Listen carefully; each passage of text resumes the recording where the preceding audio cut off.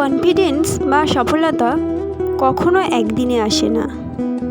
তার জন্য ভুল করতে হয়, হোঁচট খেতে হয়, ভেঙে যেতে হয়, কিন্তু ভয় পেতে নেই, আশা হারাতে নেই, পারবো না বলে ছেড়ে দিতে নেই, বরং জেদ রাখতে হয়, উঠে দাঁড়াতে হয়, ধৈর্য ধরতে হয়, শিক্ষা নিতে হয় কখনো করা ভুলগুলো থেকে, আবার কখনো অভিজ্ঞতা থেকে।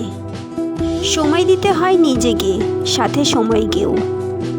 আমরা তো ছোটোবেলায় হাঁটতেও শিখেছি, 2 বছর হামাগুড়ি দিয়ে, আর কয়েক বছর হোঁচট খেয়ে, পড়ে গিয়ে ব্যথা পেয়ে।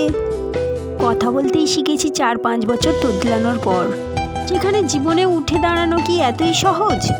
সফলতার সিঁড়িতে উঠতে একটু হোঁচট, একটু কষ্ট তো থাকবেই, আবার সিঁড়িটা সোজা করে উঠে দাঁড়াতে হবে।